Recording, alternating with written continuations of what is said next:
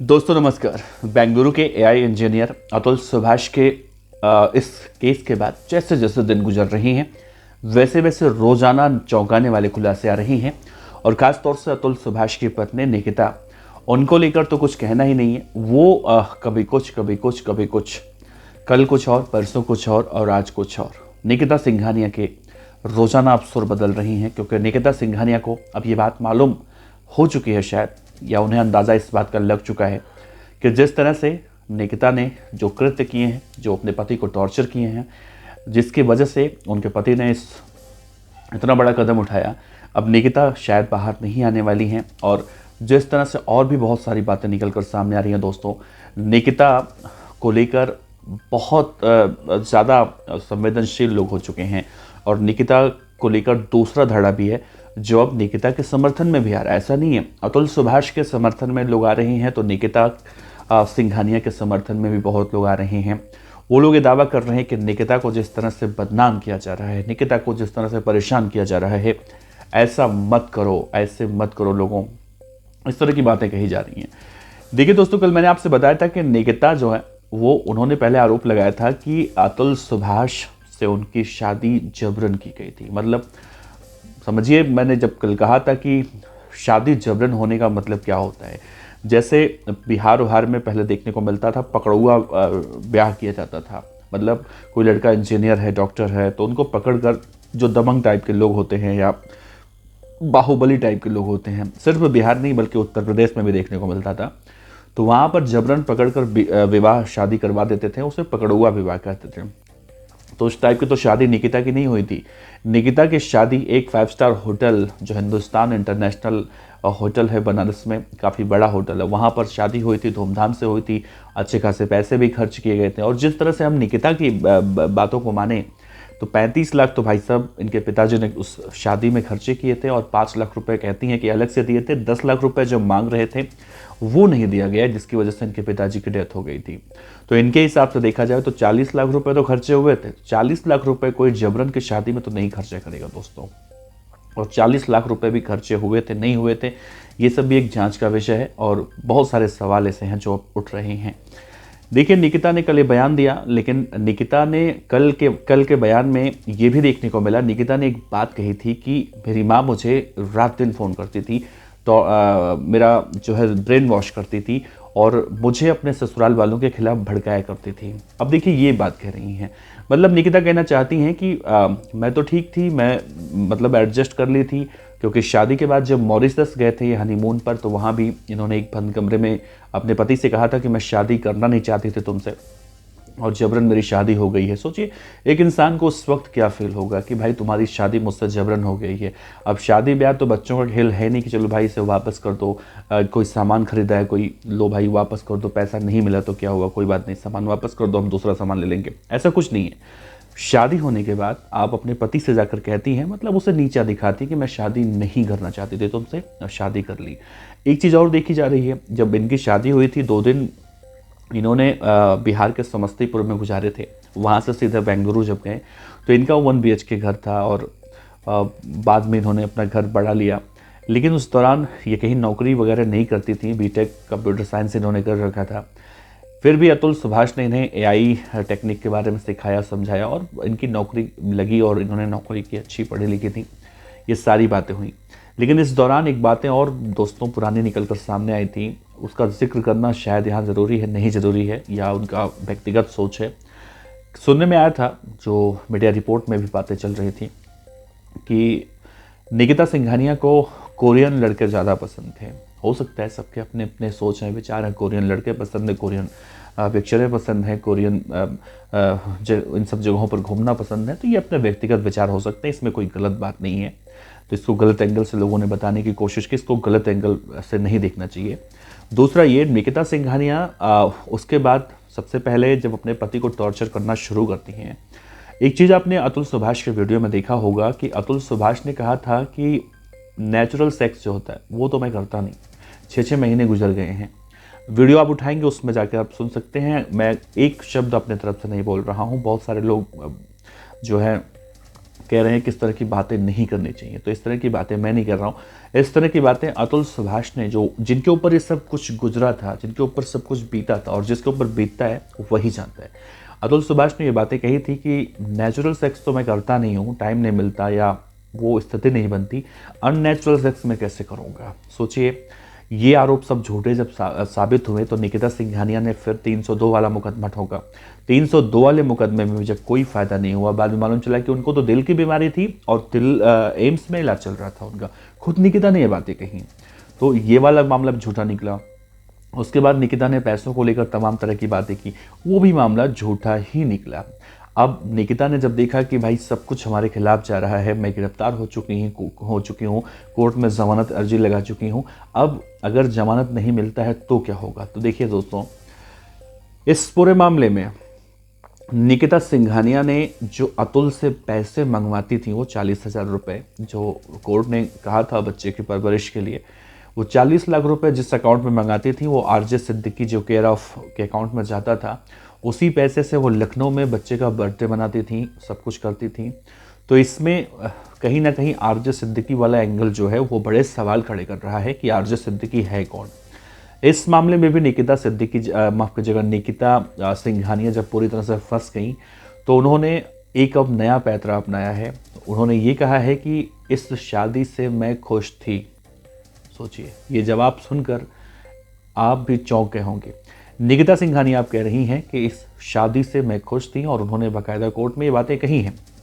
उन्होंने, अगर हम एक मीडिया चैनल की रिपोर्ट की अगर हवाले से अगर बताऊं मैं आपसे, तो अब निकिता सिंघानिया को लेकर कहा जा रहा है कि वो इस शादी से खुश थी, लेकिन उनकी माँ विलेन बनी। उनकी माँ रोज़ाना उन्हें इस तरह से टॉर्चर करती थी फ़ोन करके कि वो बहुत ज़्यादा परेशान हो गई थी और उन्होंने अपनी माँ की तरफ से सिखाए गए शब्दों का इस्तेमाल अपने पति के लिए किया। यानी जैसे जैसे उनकी माँ कहती थी वैसे वैसे वो करती जाती थी। मतलब साफ है दोस्तों, इनकी माँ ही नहीं चाहती थी कि निकिता सिंघानिया अतुल सुभाष के साथ ज़िंदगी बिताएं, शादी करें, क्योंकि यहाँ भी ईगो वाला मामला देखने को मिल रहा था। अब सोचिए, सवाल उठता है कि इनकी माँ ऐसा क्यों नहीं चाहती थी। तो इसके पीछे की बहुत सारी वजह हो सकती हैं। अब मैं ये नहीं कह रहा हूँ कि आज जो निकिता कह रही हैं वो सच ही कह रही होंगी। हो सकता है निकिता जैसे लगातार अपने बयान बदल रही हैं, बहुत सारी बातें मैच नहीं कर रही हैं, उनके मेल नहीं खा रही हैं, तो वही इसी परंपरागत हिस्सा हो रंग बदलने का। लेकिन इस बात को अगर समझा जाए तो निकिता सिंघानिया, जैसा अतुल सुभाष ने कहा था कि 16 लाख रुपए जब मैंने वापस मांगे, उसी समय उनकी सास ने उनसे 50 लाख रुपए की डिमांड की थी।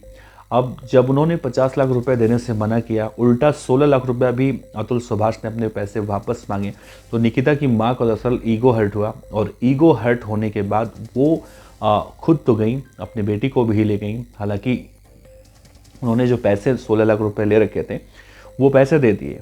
अब अतुल सुभाष को लेकर मैं देखिए बार बार यही जिक्र करता हूँ, एक बार फिर से करूँगा कि अतुल सुभाष के अंदर अगर कोई चोर होता, अगर वो फ्रॉड टाइप के आदमी होते, झूठ बोल रहे होते, तो उन्होंने ये बातें भी बताई होती कि पैसे नहीं दिए। और हो सकता है कि अकाउंट ट्रांसफ़र हुआ है तो ये झूठ नहीं बोल सकते हैं, बहुत सारी बातें हैं, लेकिन इस बात को मेंशन नहीं करता उस वीडियो में, जिक्र नहीं करता इस बात का, क्योंकि बहुत सारी बातें ऐसी हैं जो उन्होंने इस वीडियो में कही हैं। अब देखिए, इस पूरे मामले में दोस्तों, आप निकिता सिंघानिया के इस बदलते रूप को कैसे देखते हैं, सबसे पहला। दूसरा ये कि उनकी माँ जिस तरह से विलन बनाई जा रही हैं, और उसमें भी तर्क है, क्योंकि 2021 में जब शादी के कुछ ही 1-1.5 साल के बाद जब देखा गया कि इन दोनों के बीच में जब नहीं पट रहा था, मतलब दरअसल शुरुआती दौर में ही सब कुछ हो गया था कि किस तरह से नहीं पटना है। अब ऐसे में एक विवाद ये है कि अतुल सुभाष ने जो शादी में खर्च हुआ था, सब कुछ उन्होंने किया था, ऐसा कहा जा रहा है। जब अतुल सुभाष ने सब कुछ खर्च किया था तो इनके 35 लाख रुपए कहाँ से लग गए, और 5 लाख रुपए जो अतुल सुभाष को उनके ससुर ने दिए थे, यानी मनोज सिंघानिया ने दिए थे, वो सब कुछ कहाँ से खर्चा हो गया। ये भी कहीं ना कहीं एक बड़ा झोल है, बड़ा इसे बड़ा बयान कहें, जो आने वाले समय में इसका भी खुलासा हो सकता है। तो इस केस में पूरा झोलों झूठों का एक पहाड़ देखने को मिल रहा है। ऐसे में दोस्तों, एक चीज़ मैंने देखी सोशल मीडिया पर जो चल रही है, वो कहीं ना कहीं हिलाने वाली है। हिलाने वाली ऐसी है अतुल सुभाष की पत्नी निकिता सिंघानिया को लेकर लोग कह रही हैं कि पहले निकिता सिंघानिया की बातें सुननी चाहिए, जब वो अपना बयान पूरी तरह से रखें उनकी भी बातें सुननी चाहिए।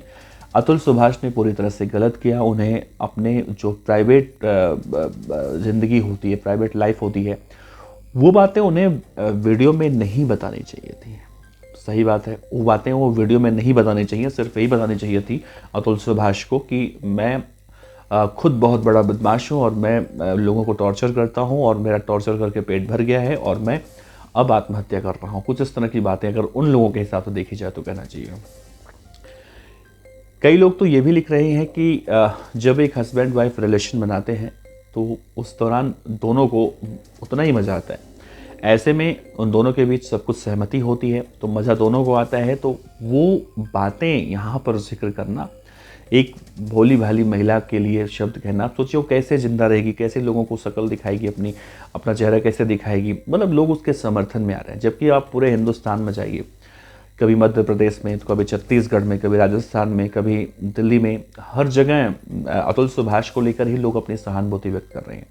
निकिता को लेकर सहानुभूति कोई व्यक्त नहीं कर रहा है, लेकिन सोशल मीडिया पर एक तबका है जो निकिता का समर्थन कर रहा है। निकिता को ये कह रहा है कि निकिता के पति अतुल सुभाष ने यहाँ पर अपनी पत्नी को बदनाम करके गए, उन्हें नहीं ऐसा करना चाहिए, अगर वो जिंदा होते तो उन्हें इसके लिए सज़ा मिलती। बहुत सारी बातें ऐसे कह रही हैं। उनकी जानकारी के लिए बता दें कि जब अतुल सुभाष ने सब कुछ, जब इंसान सोचता है कि अब मेरे हाथ में कुछ नहीं है, अब मैं कुछ भी नहीं कर सकता, तो कम से कम उनके अंदर जो भड़ास होती है वो भड़ास निकालता है। अतुल सुभाष भी इतना तंग होने के बाद अपने अंदर का जो भड़ास था वो निकाल कर वो चले गए। जब वो टाइप कर रहे होंगे अपने छोटे भाई के लिए, मेल टाइप कर रहे होंगे या किसी अपने दोस्तों के लिए गुड बाय बोल रहे होंगे, सोचिए उस वक्त जो तकलीफ़ यहाँ पर हो रही होगी अतुल सुभाष को, वो तकलीफ़ का अंदाज़ा शायद उन लोगों को नहीं है जो लोग कह रहे हैं कि निकिता के लिए ऐसा नहीं बोलना चाहिए था, वैसा नहीं बोलना चाहिए था। तो इस तरह की बातें करना कहीं ना कहीं पूरी तरह से बेईमानी सा लगता है। और ऐसे लोग जो इस तरह की बातें कर रहे हैं दोस्तों, उनके लिए मैं कहना चाहता हूँ कि सुप्रीम कोर्ट में भी इसके अतुल सुभाष के केस के बाद बयान आया और इसे दरअसल इसी केस से जोड़कर देखा गया, लेकिन वो और केस था। उसमें 2 जजों की पीठ ने एक फैसला सुनाया और कहा कि महिलाओं को जो कानून मिले हैं, इससे उनकी भलाई के लिए कानून उन्हें मिले हैं, ना कि किसी को फंसाने के लिए, किसी को टॉर्चर करने के लिए, किसी को दंडित करने के लिए। तो ये कहीं ना कहीं से देखा गया है 490A का गलत इस्तेमाल और 125 का गलत इस्तेमाल जिस तरह से किया जा रहा है, तो इसको लेकर खासतौर से पुराने समय में भी देखने को मिला। जब महिलाएं अपनी आवाज़ नहीं उठा पाती थी, उनकी आवाज़ बुलंद नहीं होती थी। और आज के समय में भी बहुत ऐसी महिलाएं हैं जिनको दबाया जाता है, परेशान किया जाता है। ऐसा नहीं है कि महिलाएं इसका गलत इस्तेमाल करती है तो सभी महिलाएं गलत इस्तेमाल करती हैं। बहुत सारी जगहों से ऐसी कहानी आती है, ऐसी खबरें आती हैं जहाँ महिलाएं पूरी तरह से परेशान हैं और उन्हें वो 498 इस्तेमाल नहीं कर पाती और उनके पास जो भी उनके हाथ में कानून है वो उसका भी इस्तेमाल नहीं कर पाती। ऐसे में वही आदमी जो चालाक होता है, अगर आम बोलचाल में कहें, इमोशनली कहें, सबूतों के अलग रख के अगर हम कहें, इमोशन जहाँ पर जुड़ा होता है, तो वही इंसान इसका इस्तेमाल करता है जो चालाक और चतुर होता है, जो पढ़ा लिखा होता है। और पढ़ा लिखा होने के बाद भी अगर कोई भोला भाला होता है तो अतुल सुभाष की तरह उसकी गति होती है, उसका हाल होता है, उसका हश्र होता है। इसीलिए अभी जो संविधान निर्माता है हमारे देश के, बाबा भीमराव अम्बेडकर, डॉक्टर भीमराव अम्बेडकर साहब, जिनको लेकर अभी लोकसभा में राजनाथ सिंह जी ने भी बोला था, अमित शाह जी ने भी बोला था कि बाबा साहब ने कहा था कि किसी भी देश का, किसी भी मुल्क का कानून चाहे कितना अच्छा क्यों ना हो, अगर उसे इस्तेमाल करने वाले लोग गंदे हैं, बुरे हैं, तो उसका गलत इस्तेमाल करेंगे। और संविधान कितना ज़्यादा ख़राब हो तो उसे, अगर अच्छे लोग हैं, उसे इस्तेमाल करने वाले अच्छे हैं, तो उसे अच्छा बना देंगे। सब कुछ अपने बुद्धि विवेक पर होता है।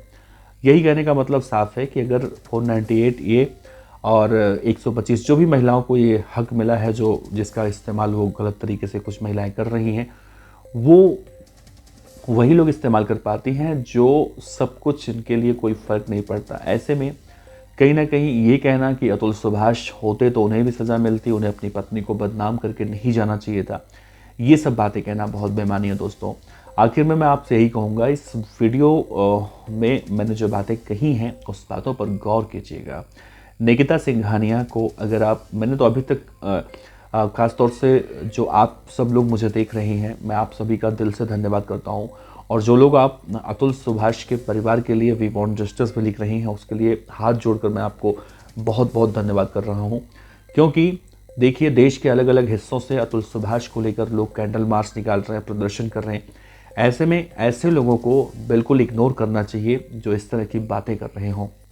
खैर, सबका अपना अपना विचार होता है, सब अपने अपने विचार रख रहे हैं, किसी का कुछ नहीं किया जा सकता। लेकिन आपसे विनम्र निवेदन है कि आप अपने विचार हमारे या किसी भी या कहीं भी आपको अतुल सुभाष का वीडियो दिखे, अतुल सुभाष को लेकर अगर कहीं भी कोई कैंडल मार्च भी निकाल रहा है तो उसमें शामिल होइए और अतुल सुभाष को इंसाफ दिलाने के लिए आगे आइए, ताकि फिर कोई अतुल सुभाष रोज़ाना इस तरह से देखने को मिल रहा है, ऐसा हंस रोज का ना हो। मिलते हैं अगले वीडियो में। आपका बहुत बहुत शुक्रिया। नमस्कार।